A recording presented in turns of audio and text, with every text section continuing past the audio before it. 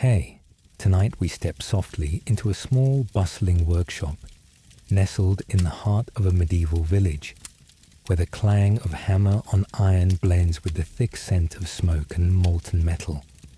Before you, a heavy wooden door rattles as the blacksmith's apprentice swings it open, revealing a dimly lit space filled with spinning wheels, clanking gears, and flickering candlelight. If you settle in now, you'll hear the heartbeat of medieval mechanics, the early steps that would one day change the world. But first, if you find this journey into the past intriguing, maybe take a moment to like and subscribe. It helps more than you think. And I'm curious, where are you joining from tonight? What hour finds you ready to wander into this world with me? Now, picture yourself inside the forge. The air is thick with the warm, smoky aroma of burning coal and heated steel.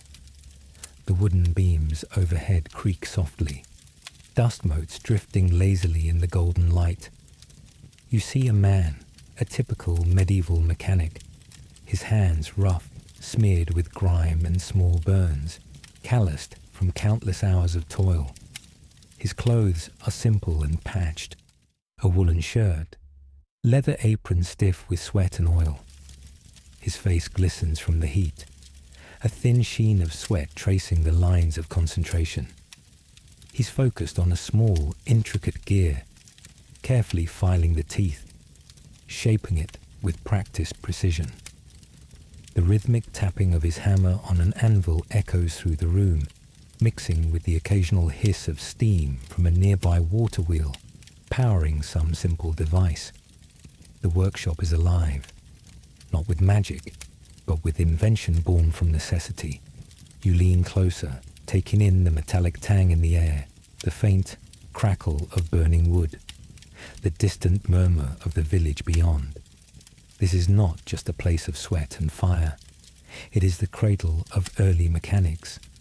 Here, the first ideas of using levers, pulleys, and wheels take shape. The concept of motion harnessed, tamed, and transformed into tools that ease human labor and stretch the boundaries of what's possible. One such marvel nearby is the watermill, a revolutionary device. Imagine the steady rhythm of water flowing over the wooden wheel, its power turning grindstones that transform grain into flour, the lifeblood of medieval sustenance. You hear the splash of water, the creak of wooden gears, and a bell's gentle toll signaling the start of the miller's shift. This simple machine, powered by nature's flow, is a quiet testament to human ingenuity embedded deeply in daily life. Your eyes trace the mechanism. The water wheel's rotation transfers through a series of cogs and shafts to the millstones, each component crafted by skilled hands, fitting perfectly, imperfectly, in a way only handmade items can. The sounds blend into a soothing rhythm, a mechanical heartbeat that pulses through the village. Yet, mechanics in the Middle Ages was far from the polished science we know today. It was a patchwork of observation, trial and error, tradition, and innovation. The blacksmith's apprentice learns from his master not just how to hammer metal, but how to understand the subtle dance of forces, the push and pull, the balance and imbalance that govern all motion. So, as you stand here surrounded by the smells of soot and iron, the faint warmth from the forge brushing your skin, you might wonder, what sparks a simple idea into invention? How did these early mechanics shape the world in ways we barely notice today? But what if the story of medieval mechanics isn't just about watermills and hammers? What if hidden in shadowed corners and dusty manuscripts lie more intricate devices, cunning clocks, automated figures, or ingenious war machines that push the boundaries far beyond what this forge reveals? What secrets does medieval machinery still hold, waiting to be uncovered? Let's step further into this world and discover them together. Imagine yourself now stepping into the cool serenity of a remote medieval monastery, its stone walls breathing whispers of ancient wisdom. The change from the bustling heat of the village forge feels stark, like stepping from sunlight into shadow. Here, in the quiet corridors and dimly lit chambers, monks quietly guard humanity's most precious treasure, knowledge. The air around you carries a chill, penetrating gently through your clothes, reminding you that stone retains the night's cold long into the day. You inhale the subtle scent of candle wax and aging parchment, an aroma that speaks of patience, diligence, and careful scholarship. You can almost taste the silence here, interrupted only by the delicate rustle of vellum pages turning and the occasional scrape of a quill pen carefully etching ink into manuscripts. This monastery is not merely a refuge for contemplation and prayer. It is also a haven for invention and discovery. While outside mechanics is rough iron and harsh wood, within these quiet halls, mechanics takes on a more delicate form. Here, monks create intricate devices that measure something infinitely more intangible, time itself. Your gaze settles on one of these marvels, a simple yet ingenious water clock, known historically as a clepsydra. Its mechanism is elegant. Water drips steadily from an upper container into a lower one, marked carefully to indicate the passing hours. Imagine the soft, rhythmic sound as each drop splashes gently below, an audible heartbeat of passing moments. This gentle dripping is so soothing that you almost forget its deeper symbolism. In medieval society, these clocks were more than practical tools. They embodied the monks' beliefs that time was sacred, a gift that had to be carefully measured and cherished. Standing beside this contraption, you sense the dedication behind its creation.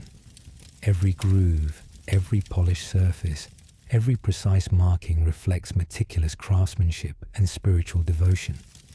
The monks believe they are not merely tracking time, but engaging in a dialogue with the divine, ordering their prayers and tasks in harmony with nature's own rhythms. For them, mechanics isn't a mundane skill. It is a sacred act, a silent worship of precision and patience. As your eyes wander around the workshop, you notice other early mechanical innovations quietly lying in the shadows, waiting for curious minds to uncover their stories. Next to the water clock rests an hourglass, its slender neck carefully measured to allow exactly an hour's worth of fine, golden sand to pass through. Imagine yourself turning it over. You see the grains cascade smoothly, their quiet hiss marking moments slipping irreversibly away. There's something profoundly calming and yet bittersweet about this silent flow, reminding you of life's fragile and fleeting nature. In medieval times, hourglasses held profound symbolism. Sailors used them to track shifts at sea, priests to measure sermons, and scholars to structure their studies. Every grain of sand, each droplet of water, speaks volumes about how medieval society began to perceive the passage of time, not merely as something to endure, but something precious to manage, structure, and even master. Your fingers lightly touch the worn edges of a heavy book resting open nearby. The pages describe, in careful Latin script, the precise mechanics behind these wondrous devices. You marvel at the careful diagrams sketched in faded ink, circles, gears, and flowing lines depicting water's path or sand's descent. Here is evidence of meticulous observation, careful experimentation, and countless hours of refinement. Each page carries a whisper of monks who labored in anonymity, driven only by curiosity and devotion. Yet, standing amid these carefully preserved secrets, you sense a deeper mystery beneath the monastery's peaceful exterior. Mechanics in such religious spaces wasn't always purely devotional. In fact, Monasteries often concealed astonishingly ambitious mechanical contraptions, devices intended not just to measure, but to entertain, amaze, or even intimidate visitors. Automata, mechanical figures that mimicked human movement, astonishing to medieval eyes, were quietly built here, hidden behind cloistered walls. You allow your imagination to drift. Picture for a moment entering the monastery's chapel to find mechanical angels slowly turning their heads, wings gently flapping, driven by hidden gears and pulleys. Or perhaps the abbot's chambers conceal a clockwork bird capable of singing at certain hours, a secret spectacle carefully hidden from common eyes. What else might these monks have built in secrecy, their imaginations sparked by devotion and driven by the quiet challenge of the invention? As the gentle drip of the water clock continues, marking each passing second, you begin to wonder about the countless mechanical secrets hidden within monastery walls across medieval Europe. These peaceful men, devoted to prayer and contemplation, held keys to technologies and mechanisms far ahead of their time, concealed in shadows and cloaked in silence. Now, standing within these ancient halls filled with whispered secrets, ask yourself this: if monks could engineer devices capable of measuring something as intangible as time, what deeper mechanical mysteries did they craft behind closed doors? What astonishing innovations remain waiting quietly, patiently, to be discovered deep within these silent monasteries? You follow the winding cobblestone path through a humming medieval town, where life spills from every crevice like steam from a bubbling pot. The streets are alive, not with luxury or ceremony, but with sound, scent, and labor. Imagine your feet brushing across the uneven stones, the grainy dust collecting around your ankles. Above you, wooden beams jut from tightly packed buildings, their facades leaning ever so slightly, as if listening in on the clamor below. Here, in this tangle of streets and chimneys, you walk straight into the belly of industry. The clang of metal on metal jolts through the air like a pulse. Somewhere nearby, a wheel squeals on its axle. From a darkened archway comes the hiss of steam rising from a freshly quenched blade. And over it all, the persistent rhythm of hammers echoes, a music forged by calloused hands.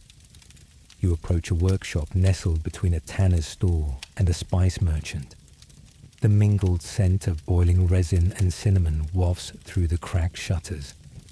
Inside, the master of this narrow sanctuary of invention stands over a half-built mechanism, its shape unfamiliar but promising. It's not just a smithy.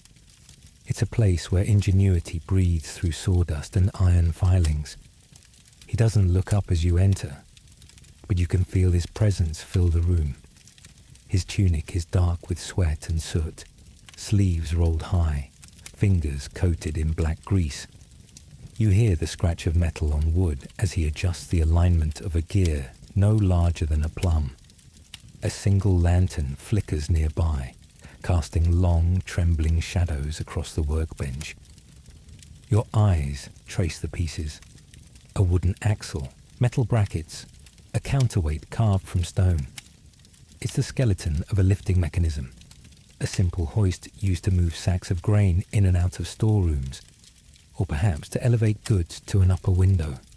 Nothing grand, but the ingenuity lies in the precision. Each gear must move freely. Each joint must bear weight without strain. And if it fails, someone could lose a finger or a life. You touch a beam above you, noticing the grooves etched into the wood from years of use. There's a rhythm here, a history in the very marks and wear. You imagine the hundreds of hands that have passed through this shop, the voices raised in frustration, the sudden cheers when a pulley finally ran smooth, the sigh of relief when the final bolt slipped into place. Just beyond the bench sits another invention, half hidden under cloth. a pair of finely balanced wooden arms attached to a turning wheel. You lift the edge and see what looks like a mechanical toy, a marionette, built not with strings, but with gears. You give the crank a cautious turn. With a faint ticking sound, the figure bends at the waist in a jerky bow, a courtly gesture, but from wood and brass. Toys like this weren't merely playthings. For the nobility, they were proof of wealth, curiosity and taste. For craftsmen, they were a test of mastery. A well-built automaton could win you favor with a lord, or earn you an invitation into the guild's inner circles. The mechanical rooster, the dancing bear, the knight with a moving visor. Small wonders that hinted at larger possibilities. As you step back, your shoulder brushes a bundle of scrolls hanging on the wall. Sketches, designs, ideas pinned and abandoned, or perhaps perfected in secret. Each scroll contains rows of schematics, drawings of wheels and teeth, of joints and levers. They speak in a silent tongue of ratios and force, of failures corrected and physics translated into wood and iron. Outside, the city continues to hum. You hear the rattle of a cart being dragged across stone, the far-off toll of a church bell. But here, inside this cramped shop, time bends around the patience of invention. You realize that these devices, simple or intricate, aren't just conveniences. They're echoes of a growing hunger, the desire to control space, movement and effort, the desire to shape the world with thought, not just strength. And as you watch the craftsman return to his task, filing away at a gear no larger than your thumb, you feel the weight of quiet ambition. This isn't the theatre of war or the court of kings. It's the labour of minds that see not what is, but what could be. Yet even in this haven of craft and precision, something stirs. A whisper, not of metal or invention, but of secrecy. The door is always bolted from inside. The windows, small and high. When you ask about the diagrams on the wall, the craftsman's eyes flick up for just a second, sharp, calculating. And that toy you touched, it was meant for someone else. So you start to wonder, in a world where knowledge is as valuable as gold and craft can shape power, who watches the workshops? Who safeguards the secrets? And more dangerously, who's waiting to steal them? You cross the creaking threshold of the city and find yourself drawn toward the heart of innovation. Not a smithy, nor a monastery this time, but a dusty courtyard surrounded by the worn elegance of a noble estate. The smell of sun-warmed stone and aged parchment drifts in the breeze, and beneath your feet, sand grinds softly against your soles. It's quiet here, but not silent. A low rhythmic hum buzzes from within the halls beyond. A voice of motion, of invention, of something turning slowly in the dark. Step closer. In the open courtyard, warmed by a late morning sun, a group of men stand clustered around a massive wooden frame, their fingers stained with ink and their sleeves rolled high. You hear the sharp tap of a stylus against a wax tablet. Heated arguments flicker like flame. One man gesturing furiously at a diagram, another calmly rotating a gear between his palms. These are no idle thinkers. These are the minds that shaped the mechanical age before it had a name. You find yourself near the center of the gathering. An open scroll unfurled across a stone table, covered in elegant Arabic script and precise, spiraling sketches of wheels, pulleys, siphons and cams. The lines breathe purpose. Here, in front of you, is the work of Al-Jazari, engineer, inventor, and mechanical artist of the 12th century. Born in the region of modern-day southeastern Turkey, he served the Artukid dynasty and composed one of the most brilliant engineering manuscripts of the Islamic Golden Age. You brush the air above the parchment, as if by proximity alone you might absorb a fraction of its insight. You see drawn in fine ink the elephant clock, not just a timekeeping device but a symbol of unity, incorporating elements from Chinese, Indian, Greek, and Islamic technology. Imagine it now. A wooden elephant supporting a water-powered system that triggers animated figures to chime each hour, their movement smooth, their purpose deliberate. The mechanism is complex yet poetic. Water drips into a floating bowl inside the elephant's belly, which after a fixed time sinks, pulling a string that activates a series of levers, triggering mechanical birds, moving puppets, and time indicators. It's not just engineering, it's storytelling through machinery. You hear the slow creak of wood behind you and turn to see another machine in progress, a water-raising device powered by a crank and geared axle. Al-Jazari refined this concept and it became foundational in irrigation systems. Imagine the farmer's relief, drawing water not by brute strength but by ingenuity. The crank humming beneath their hands as they watch the water lift from the channel into the thirsty field. And it doesn't stop at practicality. Think of the mechanical peacock basin, an automatic hand-washing device. As guests finished washing, the peacock would lower its wings, offering towels. In a world without sensors, wires, or electricity, here was a machine that could observe, respond, serve. No trickery, only gears and timing. You're handed a small model. Its wooden edges are soft from use, but you recognize the design. A twin-cylinder pump driven by a water wheel. An early form of the piston system that would much later inspire steam engines. Your fingers trace its movements, marveling at how familiar it feels, because it is familiar. You're touching the bones of the modern world. Al-Jazari wasn't alone.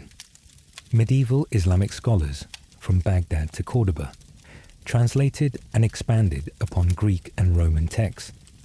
They calculated gear ratios, explored planetary movement, mapped the heavens with astrolabes, and built automata that amazed courts across continents. Their designs were precise, testable, recorded with clarity and beauty. And yet, in the West, their names would fade into obscurity for centuries. You look around and see the engineer himself, perhaps a fictional reconstruction, or maybe a vivid imagining, cloaked in dusty linens, quietly observing his apprentices. His hands are weathered but deft, stained with ink and oil. He's not a magician. He's not even a nobleman. Just a man with tools, ideas, and enough stubbornness to make brass sing. And as the sun shifts across the courtyard, you wonder, how many of these drawings were lost to war, or fire, or time? How many devices never made it past parchment and into wood or metal? How many problems were solved centuries too early, only to be forgotten?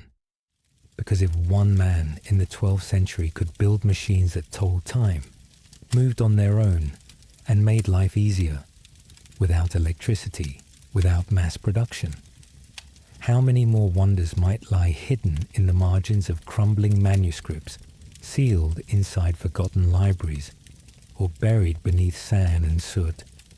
And if so much could be done so long ago, what did we lose when we stopped listening to the gears?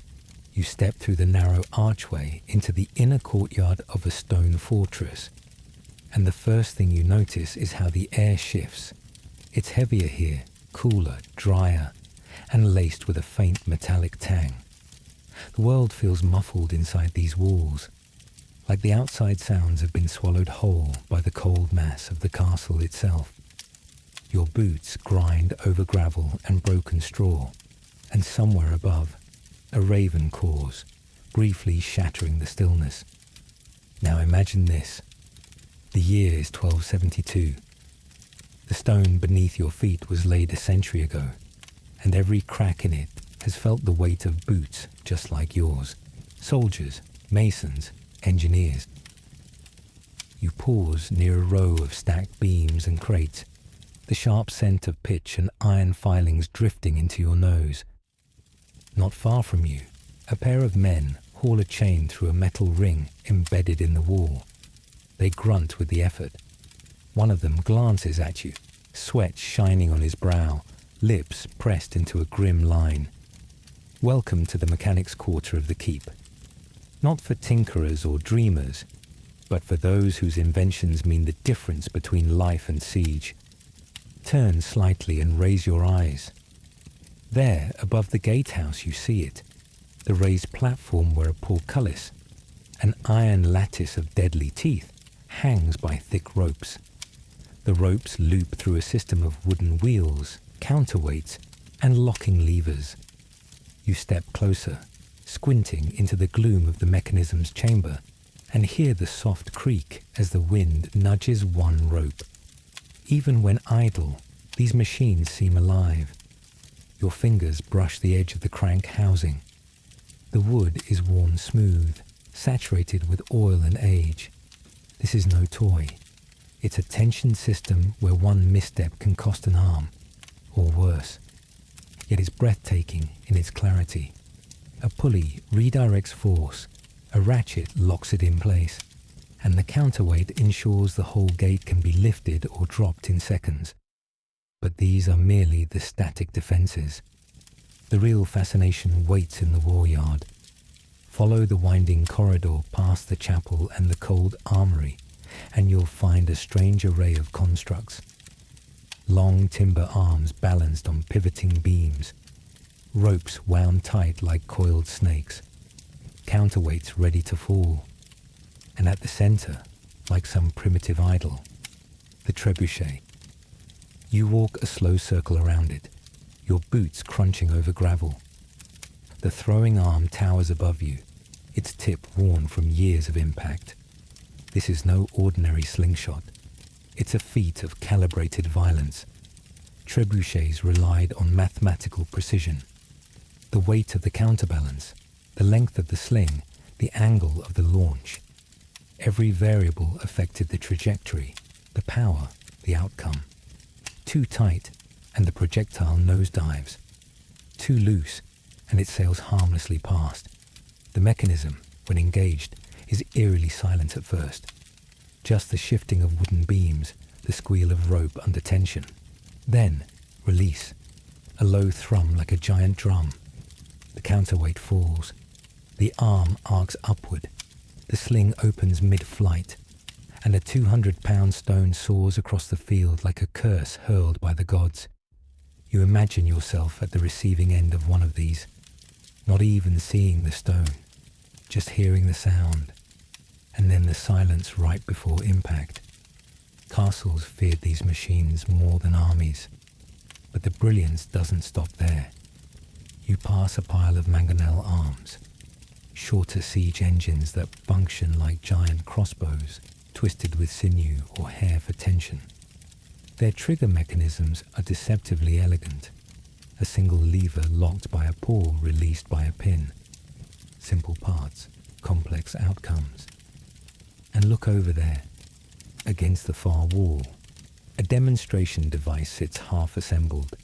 It's a scaled model, likely used to train pages and squires, small enough to manipulate by hand, but precise enough to teach how levers, winches, and torsion ropes work in harmony. The instructor here isn't a knight or a noble. He's a mechanic, a quiet man who speaks with his hands and diagrams, not with swords. You kneel beside the model, adjusting the tiny rope that simulates tension. As you pull the lever, you feel the gentle resistance, the slow transfer of potential energy to kinetic force, and you realize these machines are not just weapons. They are philosophies made physical. They reflect an understanding of physics centuries ahead of their time, crafted not by scholars in towers, but by craftsmen behind castle walls. Now picture this. The defenders are preparing for a siege. The engineers have tuned the mechanisms. The oil is hot for pouring. The catapults loaded. Everything is perfect. But a single error, A frayed rope, a swollen wooden beam, a misaligned wheel, and the weapon fails. Or worse, it backfires. Because here lies the truth that chills you to the bone. What if the very machines built to save lives turn against their makers? What if a misfired trebuchet crushes the men who built it? What if a raised portcullis drops too soon or too late?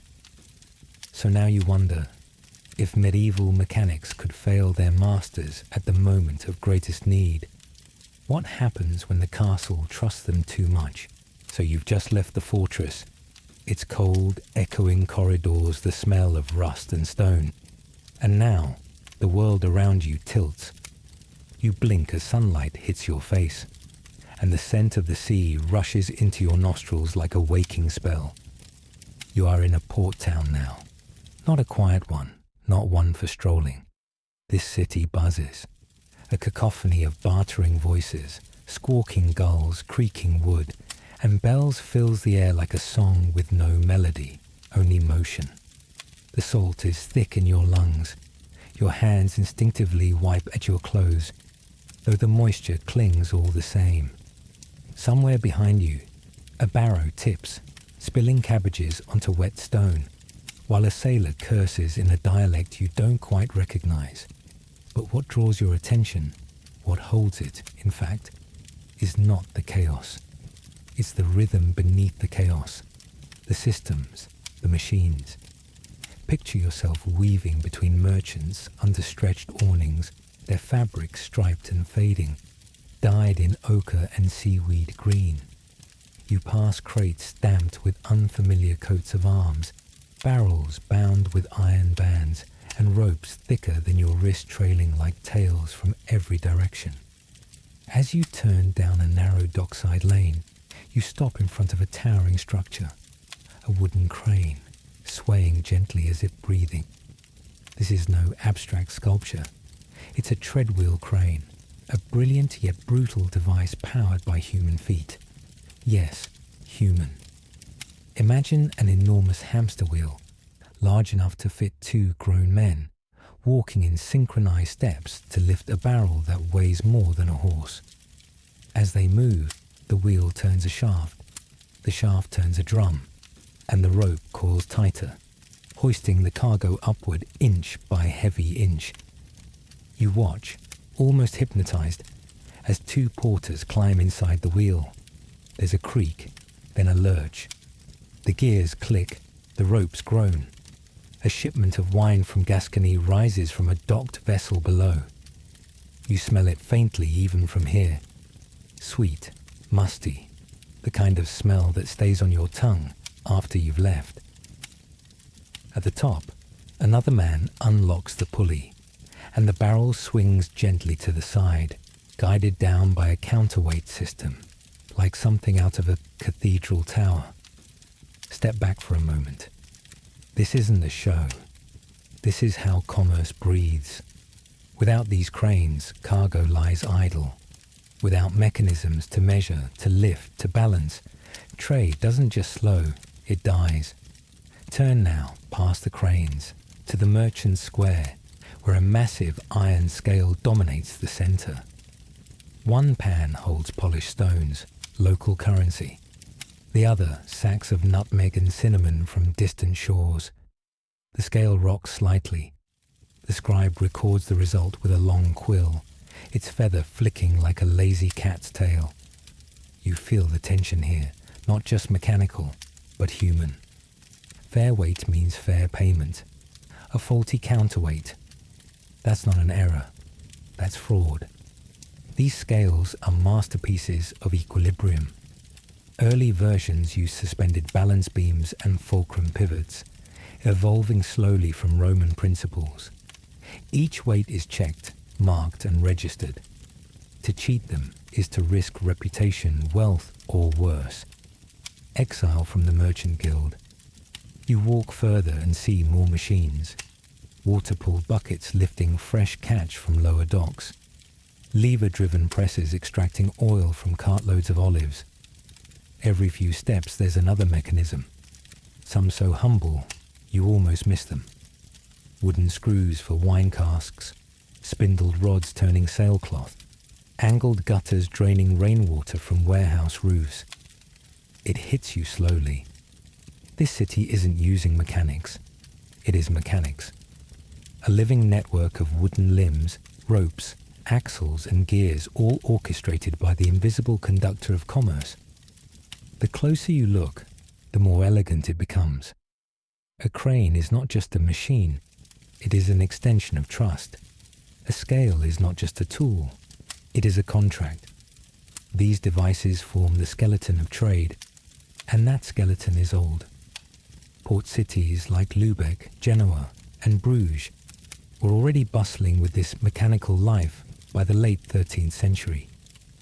Guilds funded the construction of larger treadwheel cranes by 1244 in Utrecht, and in 1221, Cologne had already implemented wharf-side loading systems with winches and cogs. Even the great Hanseatic League, an alliance of merchant guilds and market towns stretching across northern Europe, owed its success in no small part to standardization and shared mechanical practices.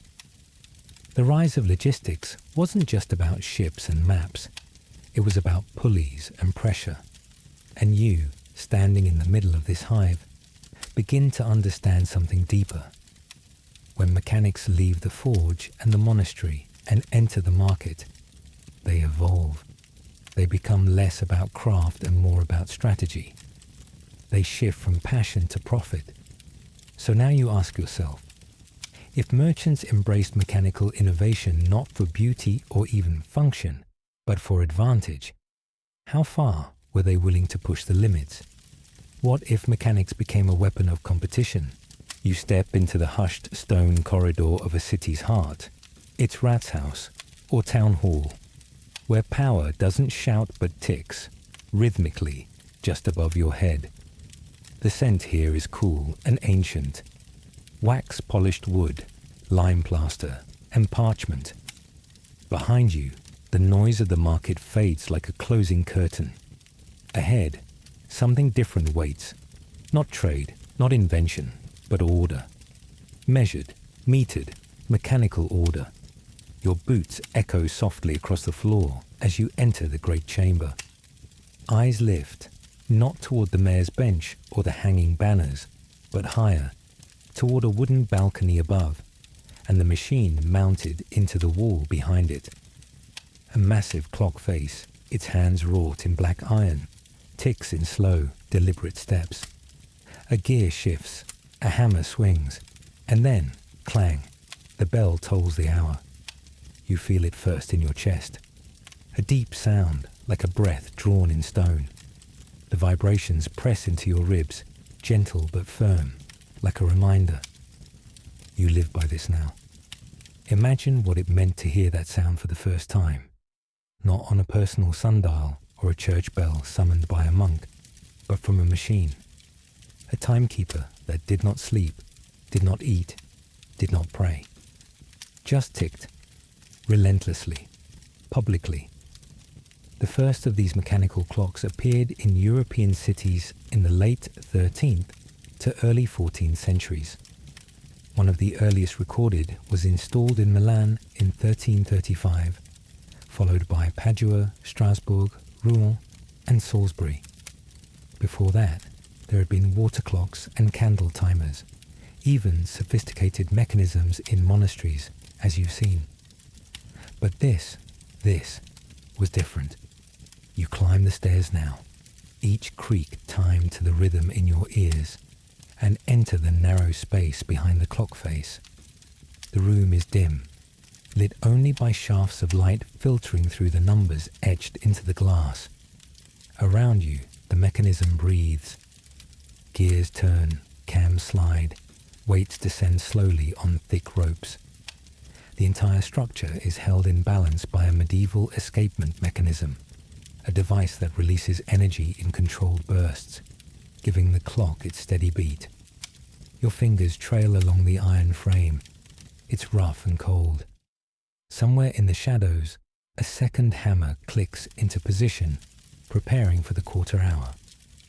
You imagine the clockmaker here, young perhaps, with soot-black fingers and eyes red from candlelight. He would have filed each tooth by hand, calculating angles not with formulas, but with instinct, prayer, and trial. But this isn't just a triumph of engineering. It's politics made visible. Cities built these clocks not merely to tell time, but to assert control.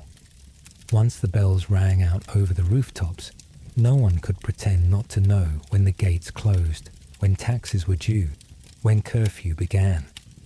These bells didn't mark time, they created it. And time, now measured and metered, began to shape life in ways no ruler ever could. Picture the townspeople below, bakers rising at the second bell, markets opening on the third, council meetings starting with the sixth. By the final toll, the gates would lock, and the city would surrender itself to the dark. This machine up here, it decides that. You stand still for a moment, listening. Tick, tick, tick. One weight lowers, a lever shifts. The next quarter hour begins. You can almost feel the town below adjusting to it. A merchant nodding to his apprentice, a child gathering kindling, a gatekeeper glancing up. It's strange, isn't it? Time used to be personal. You woke with the sun, worked until dusk. But now, it belongs to the city, to the clock. And you can't help but wonder what that does to people. Does it make life more efficient or more confined? Does it free you or trap you? Because standing here so close to the gears you can hear them whisper, you realize this machine isn't just marking hours, it's reshaping them, reshaping you. Every tick is a new law, every toll a command. So now ask yourself, what happens when time no longer fits your life, but your life must fit the time? So now you're no longer in the bell tower. You've descended from its ticking authority into something more fragile, more human. You step into a stone-walled chamber, smaller, colder, and far quieter. The first thing you notice is the smell, not unpleasant, but dense. A mix of crushed herbs, old parchment, candle soot, and something unmistakably metallic, like iron filings or the tang of blood left too long on bronze. You're standing inside the modest domain of a medieval physician, but it's not the sort of healer's den you might expect. Yes, the mortar and pestle are here, and yes, bundles of dried plants dangle from the beams like sleepy bats. But you also see something unexpected. Gears, weights, levers, and dripping glass vials balanced with almost alchemical precision. The doctor turns, sleeves rolled, his eyes sharp despite the shadows. You see in his hand a strange object, wooden frame, metal coil, a dial etched with uneven numbers. A primitive infusion timer. Not the kind you'd find in modern hospitals, but its ancestor. An early attempt to regulate dosage over time, to drip healing into the body, not in one jarring gulp, but in small, measured mercy. He hangs it on a hook above a patient's cot. The patient, a boy, perhaps 10, sleeps fitfully under woolen blankets. A cord tugs gently as liquid descends, drop by drop, controlled by a slowly descending counterweight and a glass stopper. The device doesn't hum or beep. It doesn't shine. It just works. Quietly, steadily, like breath. You step closer to the desk, where other devices rest. Hourglasses repurposed for measuring when to administer treatments. Spring-powered timers designed to chime softly at intervals. You pick up one, feeling the smooth chill of its polished surface. A mechanical flower carved from walnut, its petals slowly opening as a coil inside unwinds, marking the passage of time between poultices, perhaps. These instruments weren't created by chance. They were born from necessity. In an era when the difference between life and death might hinge on the timing of a tincture or the delay of a leech, mechanics offered structure to the chaos of illness. And for physicians, often educated, often trained alongside monks and scribes, access to manuscripts on machinery wasn't unheard of. In fact, many physicians in the Islamic world, and later in Europe, borrowed directly from clockmakers to construct dosing devices and controlled heating systems for distillations. Take, for instance, the work of Abu al-Rayhan al-Biruna, the 11th century polymath who explored everything from pharmacology to gear ratios, or al-Zahrawi, who, in the 10th century, described surgical tools and methods that hinted at mechanized support, even rudimentary syringe mechanisms for irrigation. And you, standing here, your breath fogging in the chill, realize that these weren't curiosities, these were lifelines. One particular machine catches your eye. It's a simple box with a weighted arm and a bronze bell. A rope runs from the arm to the latch of a cupboard nearby. As the weight descends slowly, hour by hour, the rope tightens. Eventually, with a soft click, the latch pops open, releasing a measured amount of powder, or perhaps revealing the next required component in a course of treatment. It's medicine, with memory, a physical algorithm for the forgetful, the exhausted, or the barely living. Now imagine this scenario. You're the healer, balancing between knowledge and guesswork. The patient has a fever that spikes every third hour. You can't be there constantly, but your water-driven timer will chime when it's time to lower the wet cloth again. Or your spring device will drop a flag from a shelf across the room, reminding your apprentice when the herbal steam must be refilled. Such mechanisms didn't cure illness, but they eased suffering.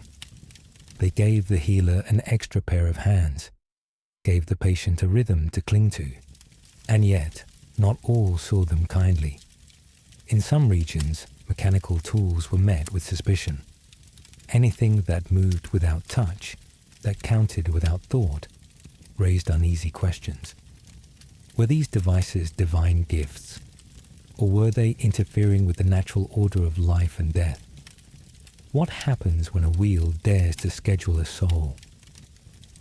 As you linger in the chamber, listening to the slow tick of a pendulum-driven fluid scale, used perhaps to measure blood loss after leaching, you wonder, this fusion of science and machinery, body and metal, it feels startlingly modern. And if these humble devices, made of brass and wood, could extend life centuries ago, what else might mechanical minds have envisioned? Could they have imagined the first prosthetics, spring-loaded to mimic muscle? Could they have devised pulsing bellows to aid the dying breath? If the clock was already inside the clinic, then what future ticked inside it? Waiting to be heard.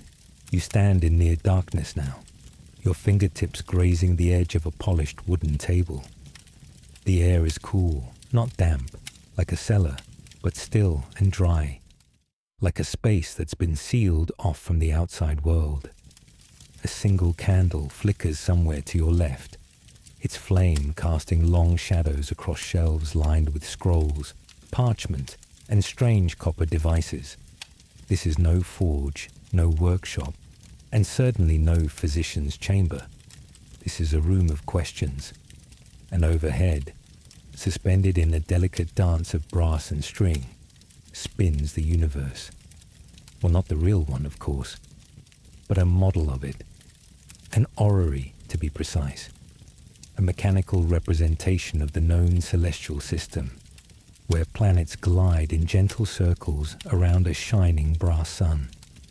You reach out and turn a small crank at the base, and slowly, with a soft clicking of teeth and tension springs, the miniature heavens begin to move. The candlelight reflects in copper Mars and silver Venus. Tiny arms pivot, perfectly spaced gears turn, and the Earth rotates with a tiny crescent moon tethered to its flank. The motion is slow, deliberate, hypnotic. Each part balances another. One slip, one misaligned cog, and the illusion collapses. But this is no mere display piece. In the 14th and 15th centuries, these devices were nothing short of revelation made visible. Based on geocentric or later heliocentric models, they allowed scholars to see the workings of heaven in ways scripture and observation alone never could. And it wasn't just curiosity. Understanding the heavens meant knowing when to plant, when to harvest, when to pray, and sometimes when to fear. You trace the edge of the device again, letting your imagination wander backward through time. In Antikythera, more than 1,000 years earlier, a similar concept had emerged, a now famous Greek device that tracked eclipses, solstices, and Olympic Games. But here, in this medieval chamber, the technology has evolved. Materials have changed, the motives have shifted. No longer a relic of empire, the orrery has become a tool of the university, of the court, of the obsessed. Look to the side table now. There lies a set of parchment sheets, astrological diagrams, planetary tables, and rough sketches of new gearing methods. One includes annotations from a scholar named Richard of Wallingford, a 14th century English monk and mathematician. His designs for the Albion, an advanced astronomical clock, were centuries ahead of their time. They integrated solar, lunar, and stellar calendars into a single mechanism, one that could predict eclipses. Imagine being a student in one of these halls, surrounded by the smell of beeswax and vellum, your hands ink-stained, your thoughts spinning faster than the gearwork before you. Imagine calculating the next conjunction of Saturn and Jupiter by turning a brass handle. Or imagine being the clockmaker, bent over a bench late at night, breath clouding in the cold, wondering if your measurements were off by a single degree, if one error might make the stars dance the wrong way. Now shift your gaze back to the orrery. You crank it again, and this time you listen. Not just to the gears, but to what they mean. This is a device that turns abstract knowledge, angles, distances, ratios, into movement, into rhythm. It's not just a map, it's a language, and that language is precise. Because here's the truth no one tells you. Our understanding of the cosmos wasn't always built on starlight and theory. It was built on teeth cut into brass wheels, on the pitch of a gear, on whether the clock chimed at midnight or at the wrong hour. And if your planet model ticks too quickly, you lose time. Too slow, you miss an eclipse. And if your arm for Mercury wobbles, or your lunar dial stutters, then the predictions of your scholars, the timing of Easter, the start of Ramadan, the accuracy of maritime navigation, all begin to crumble. So now you ask yourself, standing in that soft glow, watching miniature worlds glide silently past each other, what if the future of navigation, agriculture, and belief itself depended entirely on the perfection of these shivering little wheels? So you've left the stillness of the cosmic model room behind. The ticking of planetary gears and heavenly order fades, replaced by something sharper, heavier. You now walk through a narrow alley choked with soot and ash. The air smells like oiled leather and forged iron, like preparation. In the distance, metal strikes metal with a percussive clang. You follow the sound until it opens into a low-ceilinged workshop pulsing with energy, smoke, and purpose. This is where war is born in metal. Step inside. The space is hot, louder than it should be, filled with a dozen men in layered linen and soot-stained aprons. Some work at forges, stoking embers with bellows, their arms slick with sweat. Others bend over benches, carving grooves into gear housings, winding strings, testing spring tension by feel alone. You spot one man examining the curvature of a bow arm by candlelight, his fingers calloused and blackened, his eyes narrowed not from suspicion, but calculation. Welcome to the domain of the medieval weaponsmith, but not just any smith. These are engineers of violence, and they don't simply shape swords, they assemble devices.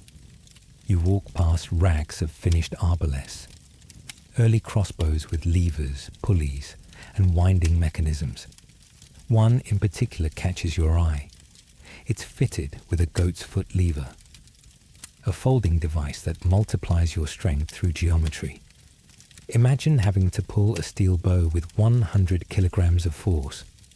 Now imagine doing it with a smooth, foot-powered crank that locks with a satisfying click once the string is drawn. You crouch beside a table, and there it is, a windlass crossbow, the heavy-duty model of its time. Twin handles turn a spool connected to gears that draw the string back slowly, with incredible torque. These weren't for foot soldiers. They were battlefield precision tools, favored by trained marksmen who could reload once a minute and deliver death from 300 meters. Not fast, but exact. Every part of the mechanism has purpose. Gear tooth count, arm angle, string tension. The spring latch must release cleanly. If not, the shot is wasted, or worse, the mechanism snaps mid-pull. The margin of error here is as thin as a coin's edge. Now turn toward the far wall. There, under canvas, lies something heavier. You pull back the fabric and reveal a riboldicon, an early form of volley gun, often called an organ gun, for its row of small caliber barrels aligned like pipes. At first glance, it looks decorative, but lean closer and you'll see the ignition grooves, the pivoting base, the loading compartments underneath. These weren't mass-produced. Each had to be handcrafted, aligned, balanced, powder measured precisely, timing critical. One jammed barrel and the entire volley fails, or worse, misfires. Next to it rests a hinged cannon breech. Early experiments in reloadable artillery. One side fixed, the other removable, so the charges could be swapped quickly. Not reliable by today's standards, but revolutionary in concept. These ideas hinted at automation, at repeat fire, at mechanical rhythm in warfare. You move deeper into the shop and find a pile of schematic scrolls. You pick one up. Half-drawn sketches of a rotating shot dispenser, meant to drop iron balls into a firing chamber with every crank turn. Was it ever built? Hard to say, but the design is there, the intent is clear. And here's what begins to settle in your chest. This workshop isn't just about war, it's about thinking ahead. These smiths, these engineers, they were visionaries in an age that barely had soap. They invented modularity, force multiplication, rapid reloading, all through gears, pulleys, springs and weight. Because when you boil it down, mechanical warfare isn't about brute strength, it's about timing. Who can reload faster? Who can fire farther? Who can make one man's arm do the work of 10? You pause as a young apprentice hauls a crate of mechanisms past you. Inside parts of a handgun, one of the earliest handheld firearms. A short barrel, a touch hole, a fuse. But above it, an iron lever, trigger-shaped. Not just a cannon. A controlled explosion, activated by a hand. Still crude, still unpredictable, but personalized. Now think about this. What happens when the logic of the forge merges with the ambition of war? When gears are no longer just for lifting or turning or marking time, but for killing with precision? If one engineer can turn a crank into a weapon, then who really commands the battlefield? The general, or the man who made the machine? The forge is behind you now. The weapons silenced, the gears of war stilled. But don't rest yet. Step forward into a quieter revolution. one not carved in iron or hurled by catapult, but pressed in ink, in silence, on the soft give of parchment and paper. You enter a narrow workshop that smells of oil, dust, and dampened pulp. It's darker than the others, lit only by a small high window where motes of dust swirl like ash in slow spirals. Beneath the beams, you hear the soft crack of wood being reset, the squish of damp leather, the long sigh of a press unwinding. You're in the belly of the machine that will change everything, not through force or fire, but through words. This is the printing workshop of Johannes Gutenberg, and you're just in time to see history assembled one letter at a time. Look to your left. There, on the workbench, rests a former, a wooden tray filled with tiny metal letters, meticulously arranged by hand. Each one is reverse cast, mirrored and perfect. Lead, tin and antimony blended to form movable type, standardized, reusable. Each letter is a tool. Each line of text, a code. And the man hunched over the form, squinting through the lantern light. He's not a scribe. He's a mechanic of meaning.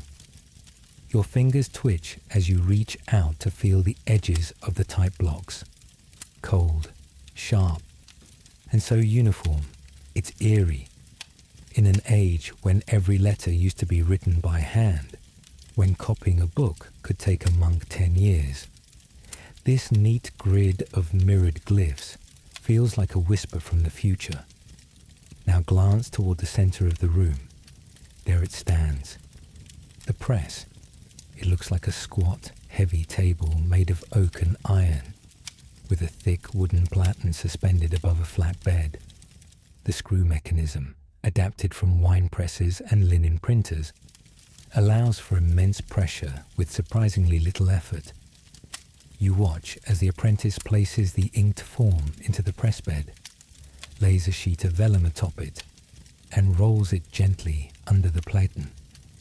The master, broad-backed and grimy, turns the wooden handle slowly. With each crank, you hear the creak of wood, the tightening of the screw, the moment of contact. It's not dramatic, it's deliberate, controlled, mechanical. You feel your breath catch as the platen is raised again, and the apprentice lifts the paper. The page is born, and not just any page. You move closer to read the Gutenberg Bible, line by line, letter by letter. The font is textura, dark and angular, mimicking the script of monastery scribes to comfort the eye, to cloak revolution in familiarity. But make no mistake, this is no monk's work. This is mass production. This is velocity. Within a few years of Gutenberg's press being completed around 1440, over 180 complete Bibles would roll out of his workshop. Within decades, thousands of books would flood Europe. Ideas that once required decades of replication now traveled in crates, on carts, across borders. Imagine it. A student in Paris holding the same text as a merchant in Venice. A priest in Nuremberg reading the same sermon as one in Lisbon. The standardization of knowledge, the democratization of scripture, and with it, the beginning of doubt, questioning, literacy, reformation. But don't let the glow blind you. Behind the smell of ink, behind the genius of metal molds and screw mechanics, lies another scent, debt. Because Gutenberg, for all his brilliance, would not profit. Legal disputes with his financier, Johann Fust, would leave him bankrupt, his workshop seized, his name nearly forgotten in his lifetime. And so you stand now in this room, silent except for the groan of wood and the clicking of letters, and you wonder what he thought as he turned that press again and again, knowing that each sheet he printed brought truth for others and poverty for himself. So now, as you watch a second page set in place, the ink thick and shiny, the letters pressed deep into the fibre of the paper, you ask, what did this machine truly give the world? freedom, revolution, knowledge? Or did it open a gate that would never close, unleashing not just wisdom, but propaganda, doubt, and division? And most haunting of all, was the price of printing, paid in ruin by its maker, the true cost of awakening humanity?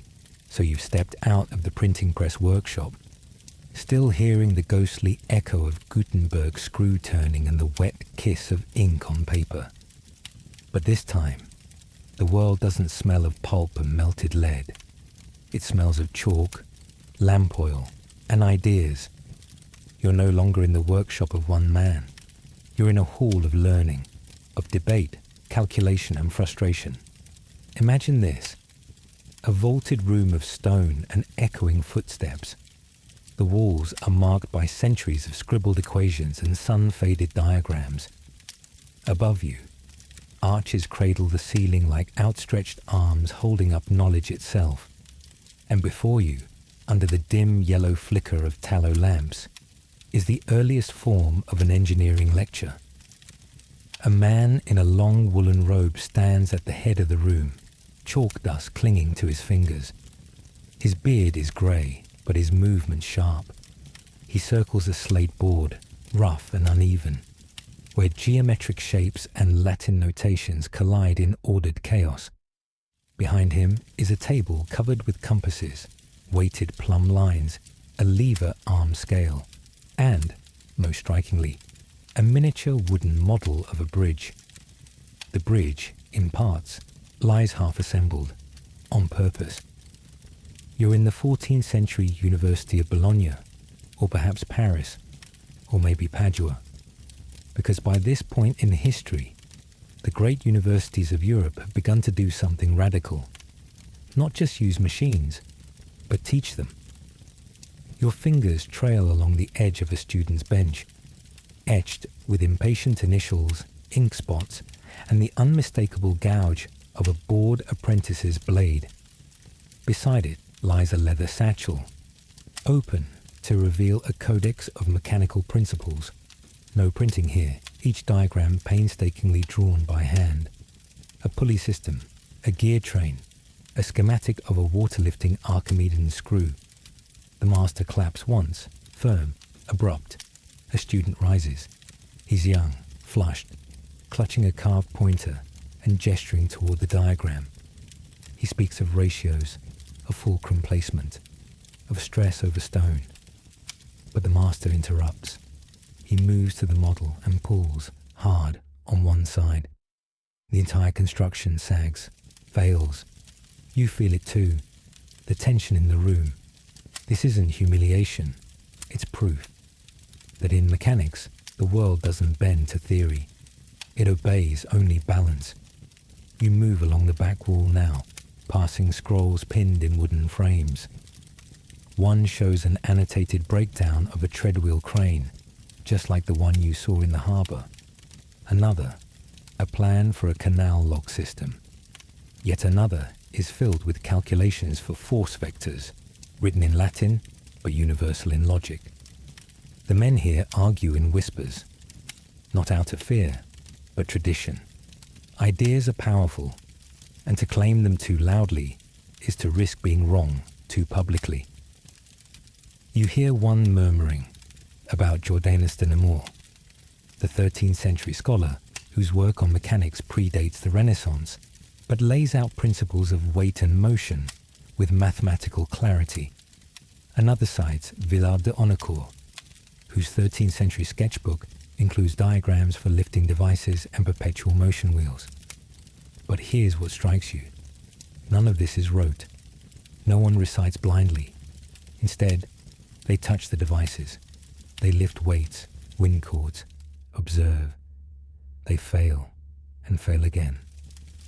The master returns to the board, drawing a simple arch. You watch him explain how thrust disperses along angled stones, how even without mortar, compression holds it all together. He turns to the class and asks a quiet, dangerous question. Can you feel that in the stone? Can you build it without knowing how it breathes? You glance to your right, where another model rests under a cloth.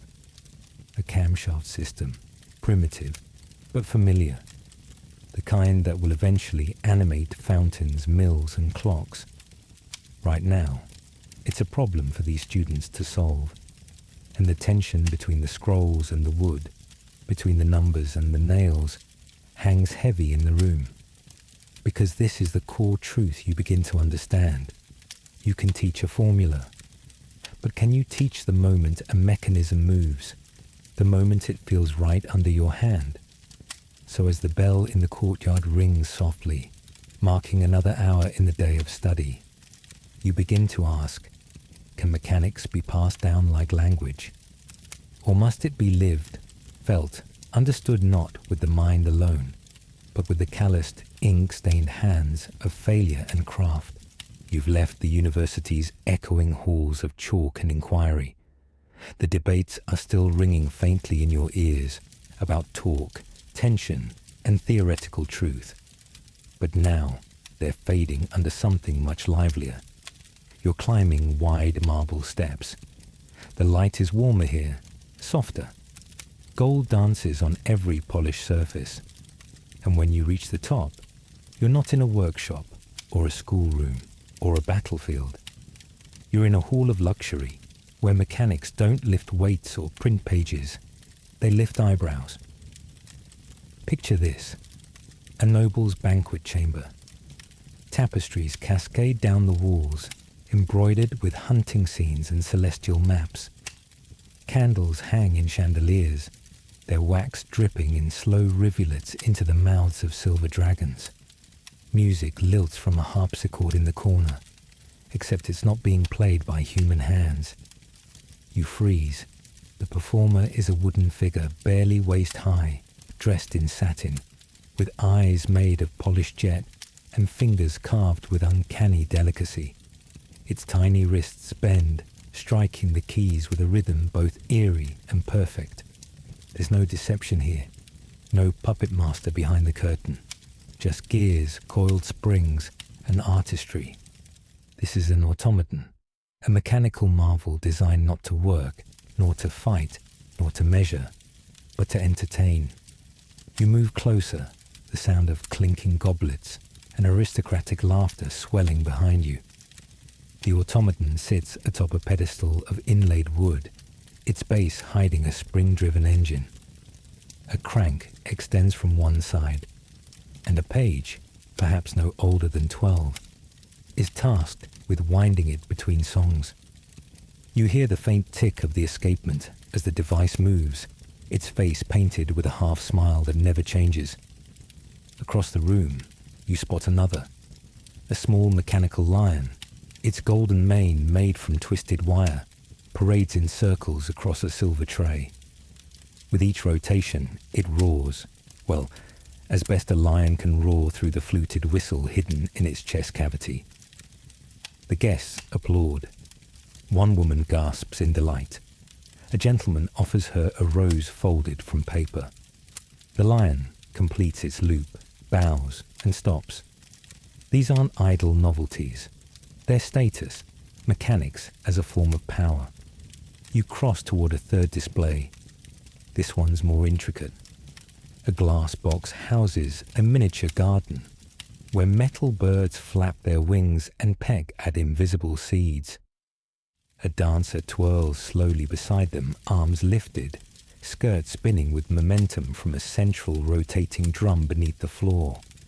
You crouch beside the box and squint. Tiny pins strike levers, which trigger the movement of each part in sequence.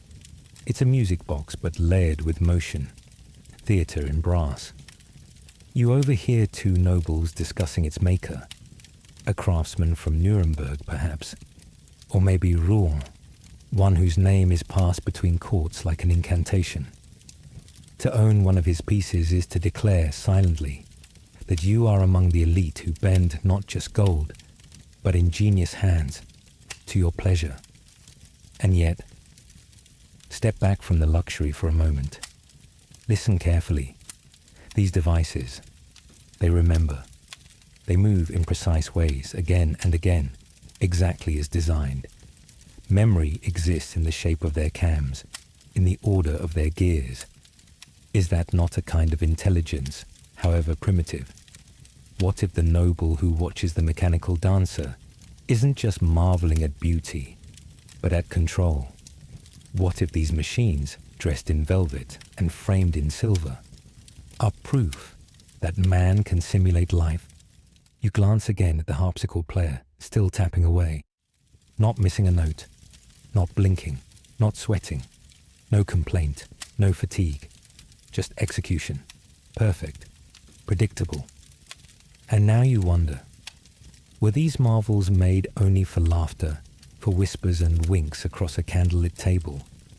Or were they, beneath their painted faces and winding keys, the first quiet step towards something much deeper? A mechanical soul designed to please, but born to imitate. And if that's true, then what exactly separates a toy from a tool? Or a man from a machine? You're not inside anymore. No vaulted ceilings, no candlelit workshops, no chalk dust lingering in the air. Now it's open sky above your head, pale blue, dappled with drifting cloud. Beneath your feet, crushed gravel shifts softly as you walk. You're in a castle garden, but not one of wild hedgerows or sprawling beds. No, this one is built like a puzzle. Carefully arranged terraces, whispering cypress trees, and the sound of water that never stops moving. Step forward.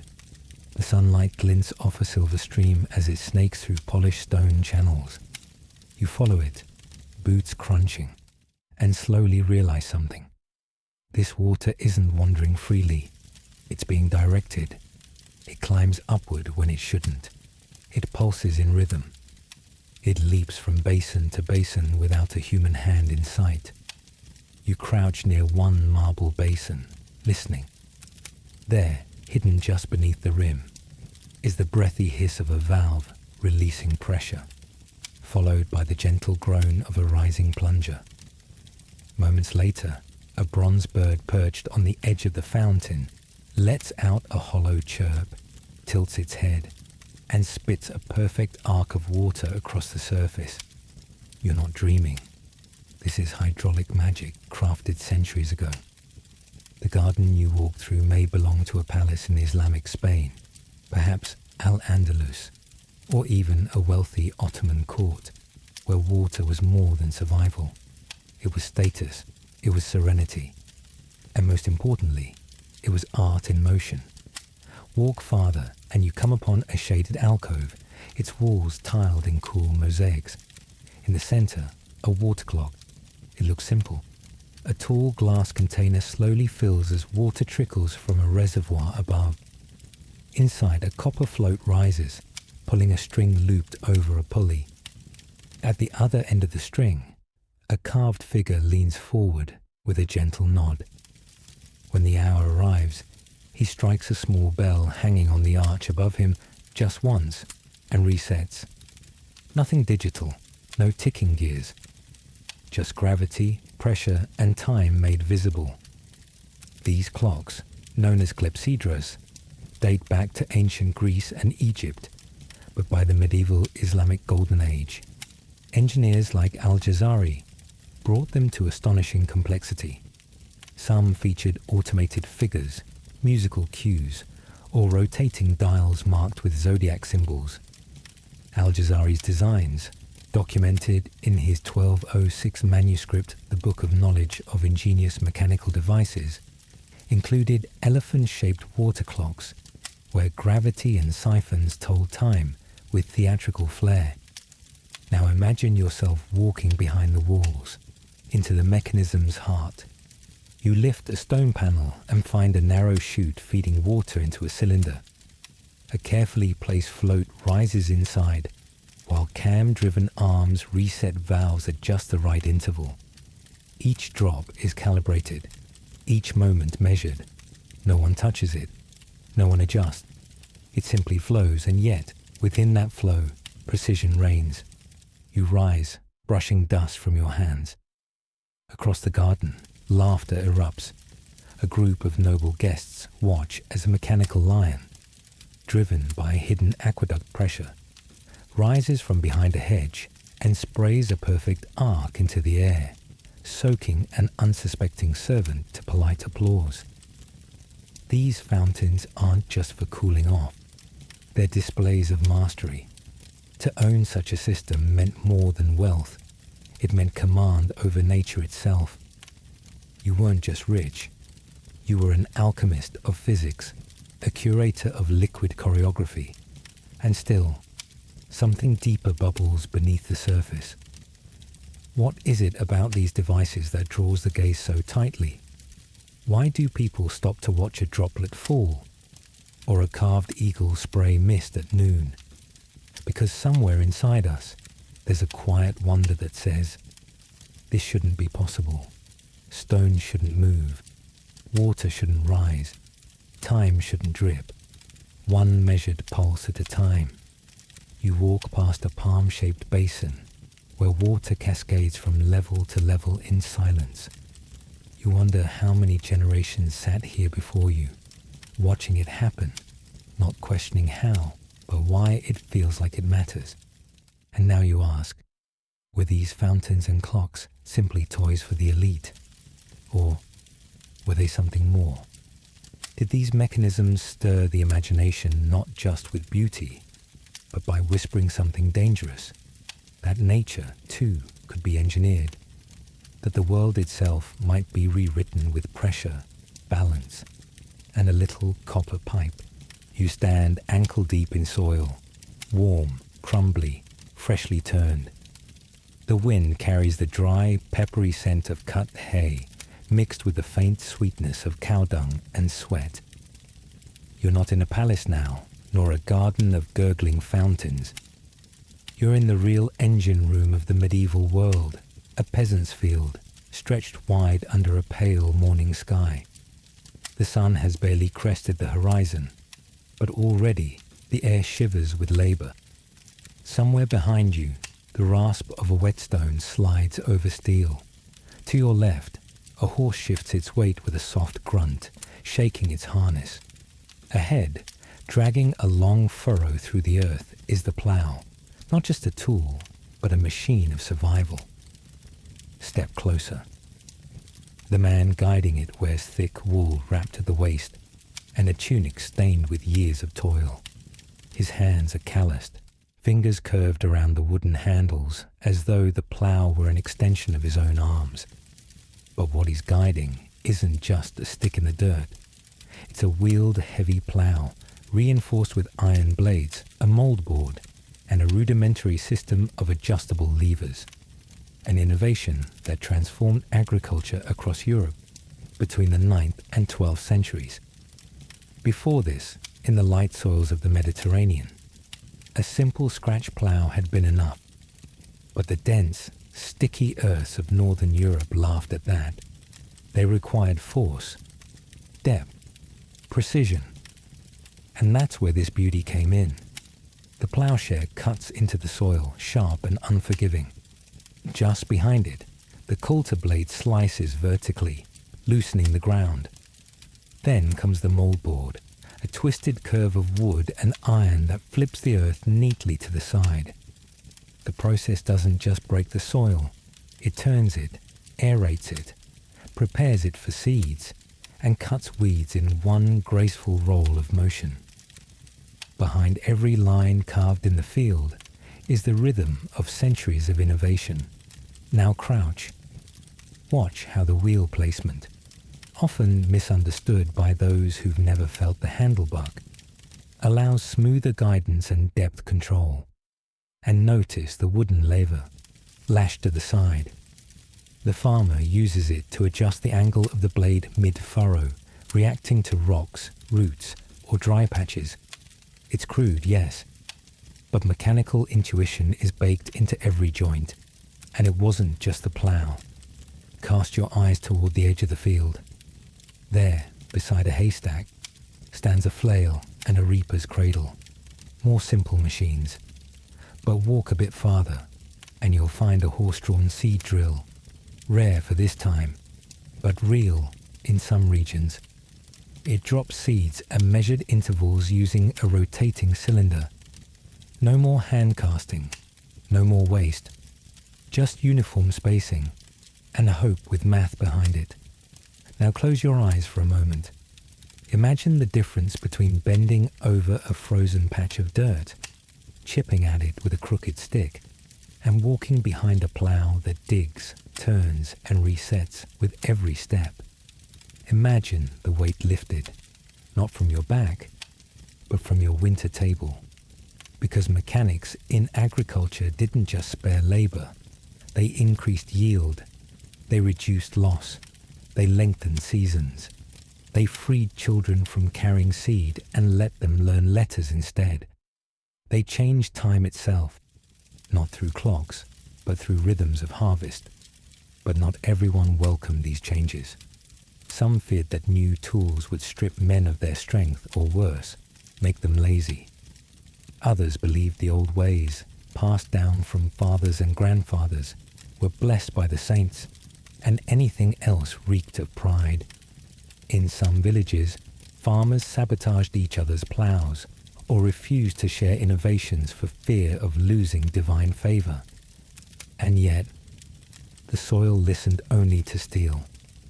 You hear the voice of a woman now, sharp, calling to a boy who scattered the hay unevenly. You smell hot oat porridge from a distant cooking fire.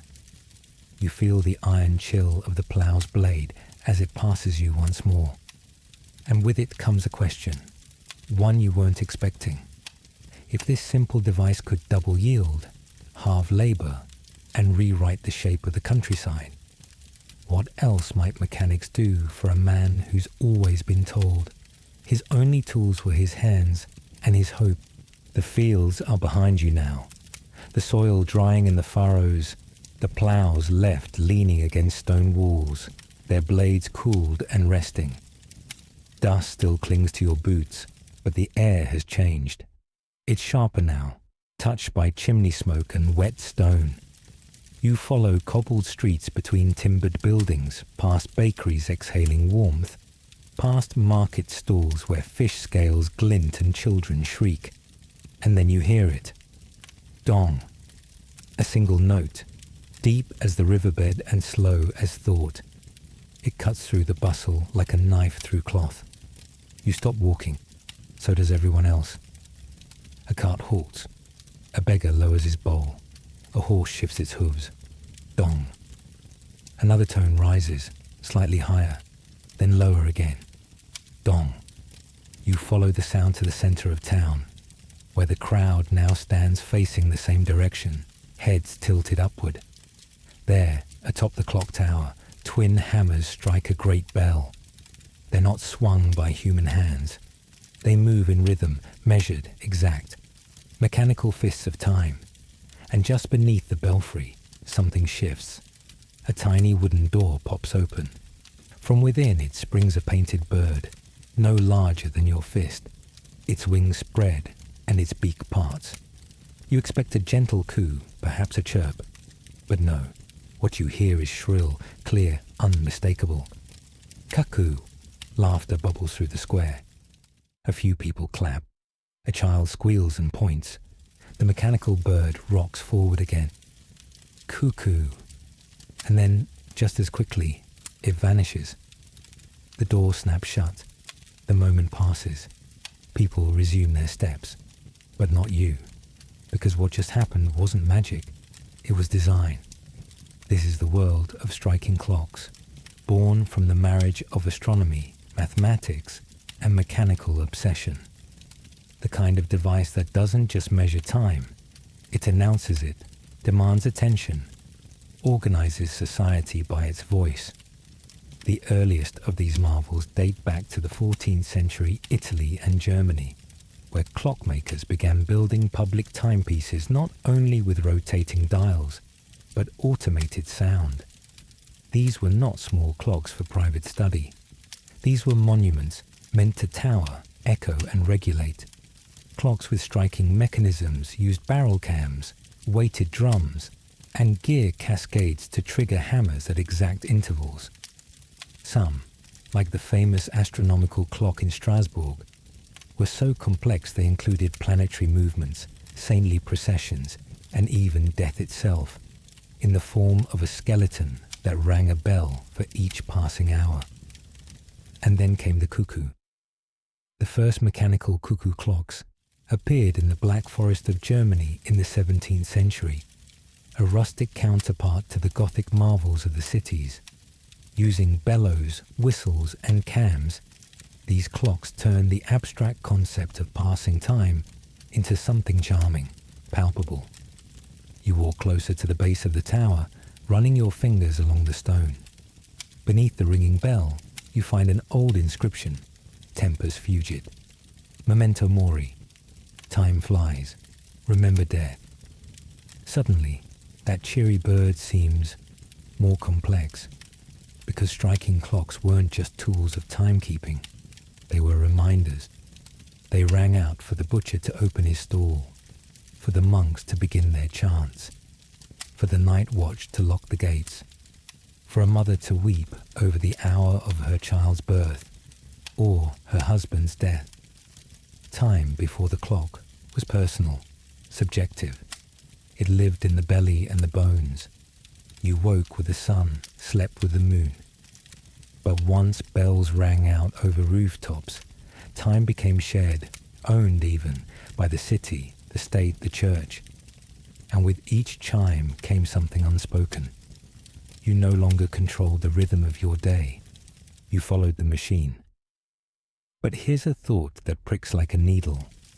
What does it mean when a bird of painted wood calls out the hour, not from instinct or hunger, but because gears demanded it? What kind of future begins when even song is set to a mechanical beat? You open a thick groaning door, and the world behind it changes. It no longer hums with birdsong or clangs with bells. It buzzes, quietly, unnervingly. The scent hits first. Sulfur, burnt resin, and a strange metallic bite that coats your tongue before you can draw your next breath. The light is dim, flickering, not from candles, but from lamps filled with distilled oil, casting dancing shadows on shelves of bottles, scrolls, and devices you can't quite name. You've stepped into the sanctum of an alchemist. It's not a wizard's lair, no thunderbolts or dragon bones. This is a workshop of a tinkerer, scholar, and half-believed prophet, all in one.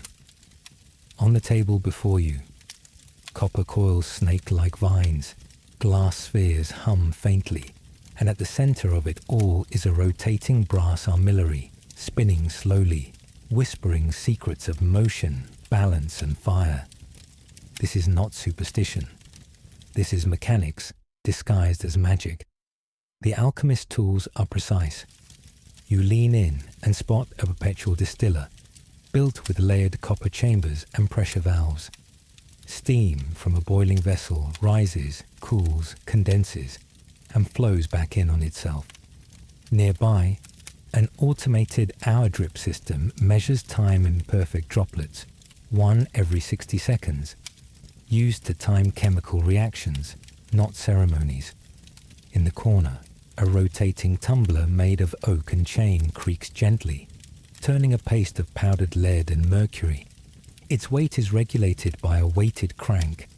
A simple machine, yes, but essential to the experiment. Alchemy isn't chaotic, it's rhythmic, timed, repeated. You run your fingers along the side of a water-powered blower. Its design borrowed from bellows in blacksmith shops, but modified, refined, to deliver a constant silent breath of air into a heating chamber. No sudden gusts, just controlled temperature, because too hot or too cold, and the reaction fails. Now listen, from deeper in the room comes the low clink of a metal retort being lifted, and the rasp of a cork turned. The alchemist himself steps into view, eyes half hidden by soot and squinting thought. His robes are stained, not flamboyant, but worn with acid holes and ink blots. He doesn't look up. He doesn't need to. His hands are guided by geometry, by ratios, by mechanism.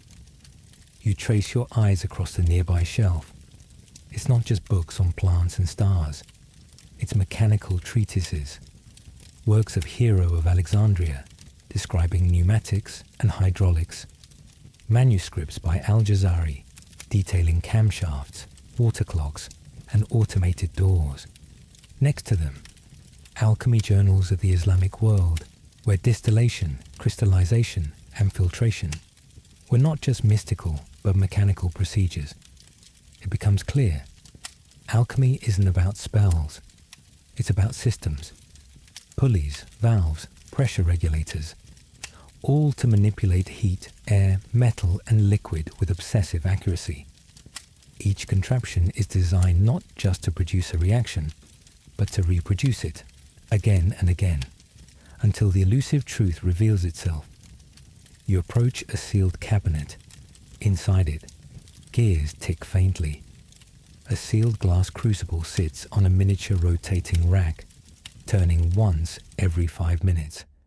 Around it, a mirror-polished reflector bounces heat onto its surface. You realize this is solar-assisted distillation, centuries ahead of its time. And yet, at the center of the room sits an object that pulls your gaze like gravity. A brass cube, smooth, unmarked, no visible joints. It rests upon a cushion of crushed velvet. The alchemist speaks at last. It turns itself, he says, once every night under the right moon. He smiles, but it's the smile of a man who wants to be believed. And this, then, is the contradiction at the heart of medieval alchemy. Mechanics are real. The heat, the pressure, the weight and angle. But what they promise, gold from lead, eternal life, motion without fuel, those belong to belief, to yearning, to the whispered edge of madness. So you ask yourself, in this chamber of fire and fluid, of tubes and levers and secrets, where does the science end?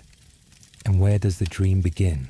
You find yourself in a modest study, lit by a narrow window filtering soft morning light. The air smells faintly of worn wood, aged parchment, and the lingering aroma of beeswax candles. A large oak table stands before you, cluttered with dusty scrolls, quills, and a curious wooden frame bristling with rows of beads. This is no ordinary abacus. It's the first step toward the dream of automating thought, a medieval calculator. Imagine the weight of those beads as you slide them carefully along slender rods, each click a small echo of mental calculation, a tactile dance of numbers. The abacus has been a trusted tool for centuries, but around the 14th and 15th centuries, inventors began to dream bigger. Before you lies a rough wooden prototype, a counting machine built by a craftsman fascinated with numbers and mechanisms. It looks crude, a box with rotating drums marked with digits, linked by chains and gears. Yet, it's a marvel. It embodies a yearning to replace human toil, not in the fields, but in the mind. The earliest mechanical calculators, like those developed by Luca Pacioli, who penned the foundational treatise on double-entry bookkeeping, and later by Wilhelm Schickard in the 17th century, strived to ease arithmetic's burden. Their devices could add and subtract by turning gears and wheels. Complex, yes, but designed to extend human capability. Feel the wood smooth polish under your fingers. Hear the soft grinding of interlocking gears, each tooth a promise of precision. The machine's crank turns slowly, each revolution clicking the numbers forward with mechanical certainty. In these rooms, counting ceased to be just a mental exercise. It became a physical rhythm, a steady beat of human intention and mechanical response. But as you gaze deeper into this cradle of numbers and gears, you begin to wonder, what is thought? Is it merely calculation? Is it the processing of numbers and facts? Or is there something more? Intuition, imagination, consciousness? that no machine can replicate. You hear whispers of early philosophers and inventors pondering these very questions. Could a machine think like a person? Could it reason? Could it dream? The answer remains elusive. These primitive calculators mark the first steps on a path that will stretch centuries ahead, toward the modern computer, artificial intelligence, and beyond. But for now, you are here, in this quiet workshop, surrounded by wood and metal, feeling the pulse of gears that carry the hope of mechanized thought. And so you ask yourself, if a machine can add, subtract, and count, could it ever learn to understand? You step through the heavy wooden door of the forge, and the world shifts immediately. The air thickens with heat, heavy and constant, pressing on your skin like a warm, unyielding blanket. The sharp tang of burning coal mingles with the sweet, molten scent of metal heated beyond its limits. Around you, sparks flicker and dance, lighting dark corners with ephemeral glimmers of gold and crimson. You find yourself in the heart of medieval metallurgy, the forge where raw ore becomes something more shaped by fire, hammer, and crucially, mechanics. The rhythmic pounding of hammers on anvils echoes like a heartbeat. The blacksmith's arms swing in practiced arcs, muscles tense beneath sweat-soaked linen. Beside him, a system of bellows, connected by wooden levers and leather straps, breathes life into the glowing coals. Each squeeze pumps oxygen into the furnace, controlling the blaze with a precision that feels almost sacred. Imagine the rough texture of the forge's stone floor beneath your boots, the warmth radiating from the blazing hearth. You hear the hiss of molten metal poured into sand molds, the crackle as it cools, solidifies, transforms. But beneath this seemingly chaotic symphony lies a subtle mastery of mechanical control. In the 13th and 14th centuries, metallurgists didn't just rely on brute force and intuition. They crafted mechanisms to monitor and regulate temperature, a vital factor in producing quality metal. Wooden water clocks, filled with carefully measured amounts of water, served as timers to regulate smelting durations. Simple, yet ingenious, these tools gave smiths control over the unpredictable. The bellows themselves evolved. Instead of manual operation alone, smiths began attaching water wheels and crankshafts to automate airflow, harnessing the power of nearby rivers. The forge, once powered by human breath alone, became a place where mechanics and nature conspired. You lean closer to the furnace and see a delicate chain system, turning a small wheel connected to a valve, regulating the draft and thus the heat. It's the first step toward modern temperature control. Steel was transformed from raw ore to swords, armor, tools, things that would outlast generations. These were the eternal things, forged in a crucible of fire and ingenuity.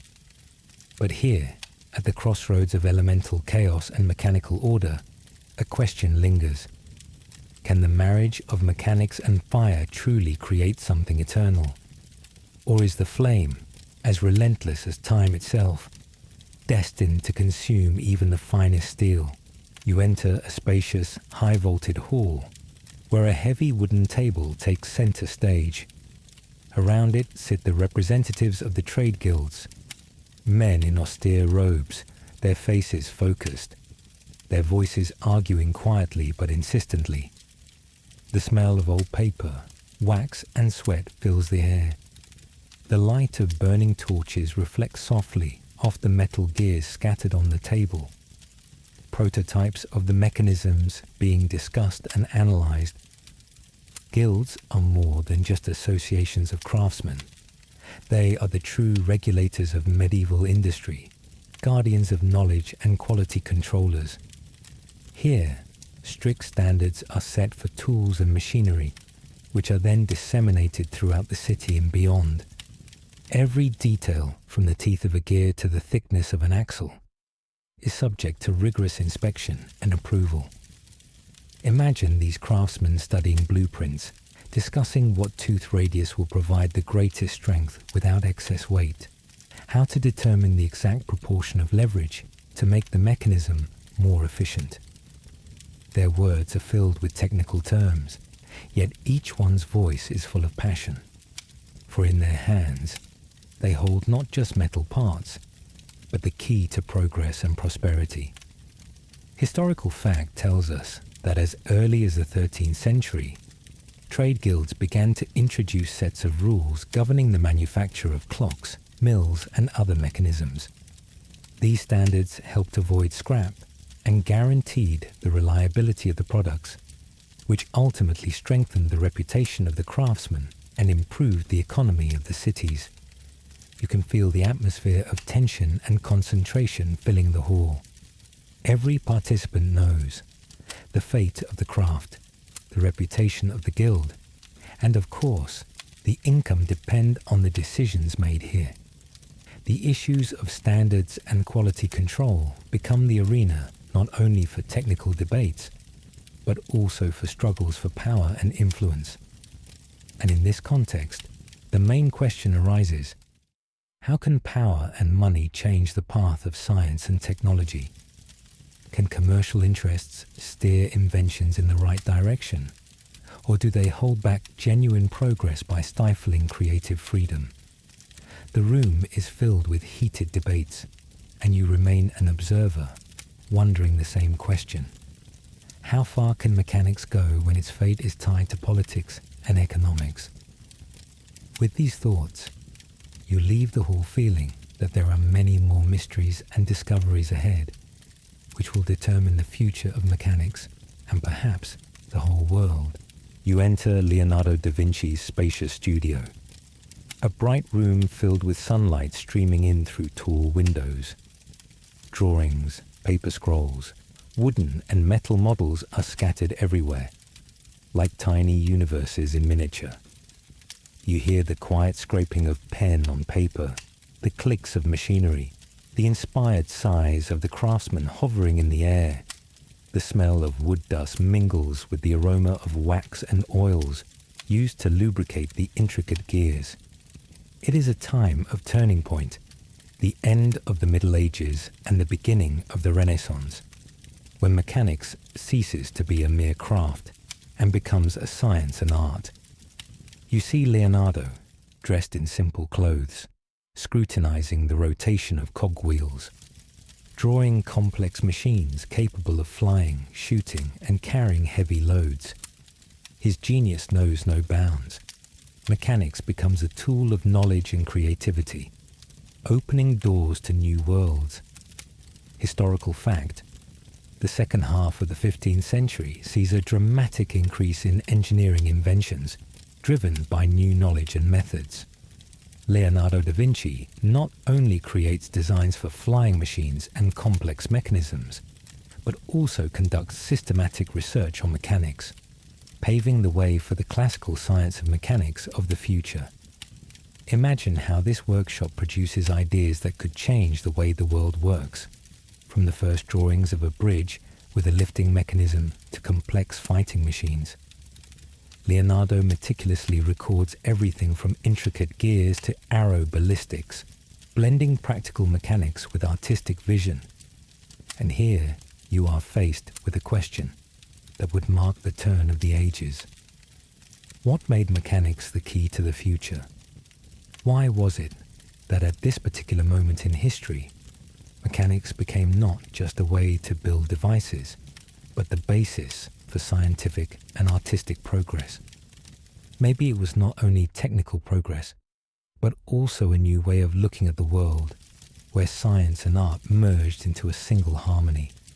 At this moment, you feel that you are on the threshold of great discoveries, where mechanics ceases to be only a tool of the artisan and becomes the language of the future. You hear the faint ringing of the bell, calling you to new achievements and the anticipation of the Renaissance ahead. when mechanics will take on a new life and revolutionize science and technology. Imagine yourself standing at the edge of a bustling modern city street. Bright neon signs glow softly, casting colorful reflections on rain-slicked pavement. The rhythmic hum of engines fills your ears, and the distant clinking of mechanical gears echoes gently through your mind, reminding you of where this all began. It's quiet now, just a faint, comforting background noise that softly blends the past with the present. A gentle drizzle kisses your skin, mingling with the faint scent of motor oil and freshly brewed coffee drifting from nearby cafes. You close your eyes for a moment, feeling the centuries gently overlap, as if invisible threads connect this modern metropolis to a medieval artisan's humble workshop. Think back to those dim, candle-lit rooms where blacksmiths and clockmakers painstakingly forged the very first gears and springs. You can almost hear their muted conversations, punctuated by the metallic clink of hammers striking iron anvils. In these modest spaces, mechanics began not as elaborate science, but as an intuitive craft, a dance of hands, metal, and fire. Every piece carefully handcrafted, shaped by patience, sweat, and the unwavering dedication of those anonymous inventors. Their legacy softly pulses through every machine that surrounds you today. Picture the gentle rotation of a medieval water wheel, an elegant, rhythmic spin driven purely by nature. Its quiet revolution introduced a subtle yet profound shift in the relationship between humans and machines, marking a turning point in civilization.